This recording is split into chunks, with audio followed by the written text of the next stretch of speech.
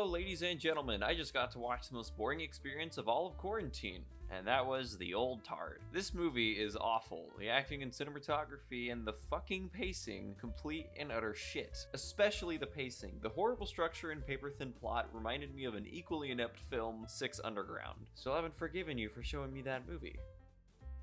You know who you are. To be fair, there was one little thing that I liked. Before I go any further, let me just say I didn't watch like the last 20 minutes because the movie got so incredibly frustrating that I left. Some people say that means my opinion doesn't matter, but are you telling me you would use the same argument on someone who left before the last 20 minutes of Food Fight? If I got through over 50% of a movie and it pissed me off the whole time, then that's the film's fault. Okay, spoiler talk. So this movie is about an immortal group of warriors that are on the run of their lives against an old ally who's trying to take them for experiments or something. And I didn't know the basic plot of this film because I went into it blind. So when they showed up on the first mission that was supposed to be a trap with all their swords and axes, I started laughing. But as I continued watching and we got to the scene where we realized they're basically unkillable, I realized that it kind of makes sense for them to have those weapons. But then it begs the question on why the trap was so poorly set. If their ally knows that they are unkillable, then why the fuck would you just shoot them?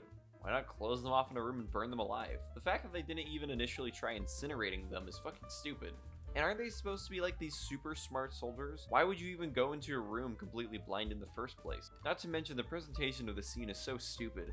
Not only do the effects look really bad, but the group of men that were just shooting them are all turned around at the same time when they're healing. Like it just so happens they were all busy just looking in the darkness of the room. If only one of them had turned around, they could have kept shooting them. The scene turns into a fight, and as expected, the choreography is very uninspired. The first act was all pretty awful in general.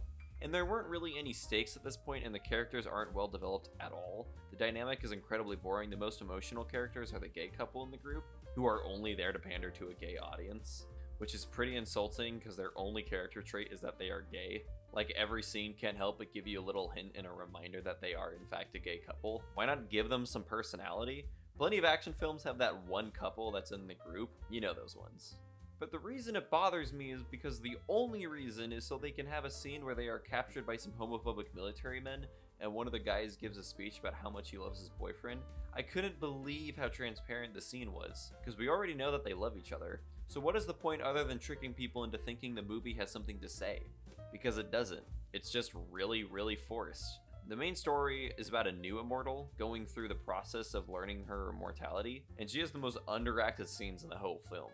How am I supposed to relate to such a one-dimensional character? Charlize Theron was a very boring lead. She's absolutely capable of doing a good job, but she didn't even seem to try. So the one thing that I did like about the movie is a flashback story telling a scene about an immortal that was trapped underwater inside of an Iron Maiden and was lost somewhere at sea, drowning over and over again for all of eternity. And this comes up because the new immortal has a vision of her, and all these immortals have these super unspecific visions that are used as plot devices. And at first I thought, oh, that's kind of cool. But unfortunately, this quickly ends because we just go back into another generic action scene, and I immediately lost interest in the film. The plot also takes a turn with a unique scientist that wants to do experimentation or something on these guys, and eventually the two gay guys get captured. But I got so lost after an hour of absolutely nothing happening. All that I watched felt like a very poorly done opening act. It's like no one gave a shit about telling this story well. I usually don't care too much about bad movies as long as they try, because ineptitude can be very funny on its own. But if you don't even give a fuck, why should I?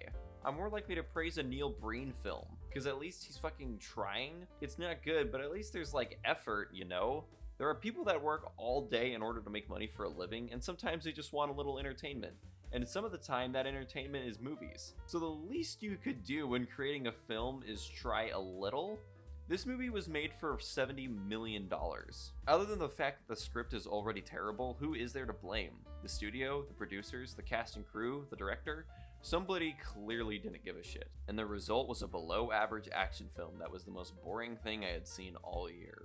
Who knows, maybe the end was amazing, but I doubt it. I'm giving, from what I saw of this movie, a 2 out of 10. Okay, bye.